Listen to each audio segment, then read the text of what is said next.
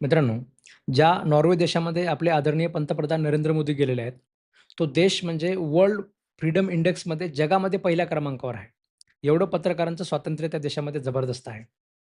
आणि तिथे पत्रकारांना प्रश्न विचारणं हा त्यांचा जन्मसिद्ध अधिकार आहे. म्हणजे जन्माला आला म्हणजेच तो अधिकार मिळतो. दुसरीकडे आपल्या भारत देशाची आपण परिस्थिती जर पाहिली, तर 180 देशामध्ये भारत आपला 157व्या क्रमांकावर आहे. याचा अर्थ काय आहे? याचा अर्थ असा आहे, की आपल्याकडे पत्रकारांवर दबाव, ट्रोलिंग, पत्रकारांच्या हत्या, तसेच प्रश्न विचारण्यावर असलेली बंधनं हे आपल्याकडे वाढत आहेत असं म्हणता येतं. मित्रांनो, हा इंडेक्स म्हणजे हा केवळ एक आकडा नाही आहे. तर तो एका देशातल्या लोकशाहीची प्रकृती किती चांगली आहे, लोकशाहीची तब्येत बरी आहे का, हे सांगणारा तो एक प्रकारचा रिपोर्ट कार्ड असतो. अनेकदा असा युक्तिवाद केला जातो, की परदेशामध्ये पंतप्रधानांना पत्र म्हणजे अशा प्रकारचे प्रश्न विचारून देशाची नाचक्की केली जाते. पण लक्षात घ्या, इंदिरा गांधींपासून जगातले बरेच मोठे-मोठे पॉवरफुल नेते झाले. पण कुणालाही त्याच्यामध्ये ह्या प्रश्नांपासून पळता आलं नाही. लोकशाही देश म्हणला, की पत्रकार परिषद हा तिथला एक संवादाचा भाग असतो.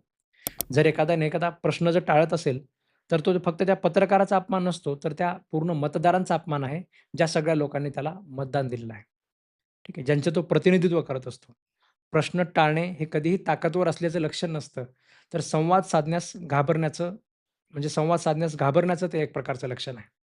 काही लोक म्हणतील भारतामध्ये एवढे सगळे न्यूज चॅनल आहेत. तरी पण आपला फ्रीडम फ्रीडम इंडेक्स कसा काय कमी आहे? ठीक आहे. उत्तर कोरियामध्ये सुद्धा न्यूज चॅनल आहेत. तो किम जोंग उन भाऊ तुम्हाला माहिती असेल. ठीक आहे. म्हणजे असा खतरनाक भाऊ असताना सुद्धा त्याच्यामध्ये तिथे सुद्धा न्यूज चॅनल आहेत.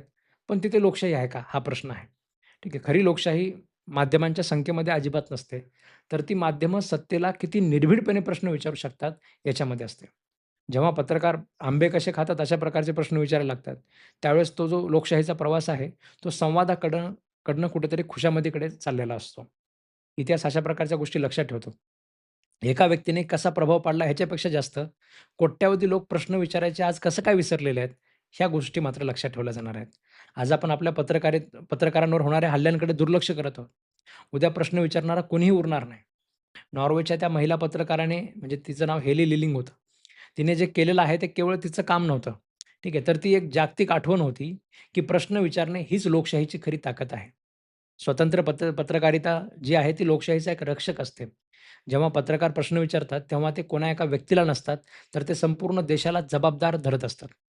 त्यामुळे प्रेस फ्रीडम इंडेक्समध्ये आपला क्रमांक सुधारणे, आपल्या देशाचा क्रमांक सुधारणे, हे आपल्या सरकारचं काम आहे. त्याच्याकडे दुर्लक्ष करणाऱ्या व्यवस्थेला प्रश्न विचारणं हे नागरिक म्हणून आपलं सगळ्यांचं काम आहे. ते काम आपण केलं पाहिजे. शेवटी प्रश्न विचारणे थांबू नका. कारण ज्या दिवशी तुम्ही तुमचे प्रश्न समजतील, त्या दिवशी आपल्या देशातली लोकशाही संपेल. बाकी चॅनलवर नवीन असाल तर सबस्क्राईब करायला विसरू नका. धन्यवाद मित्रांनो.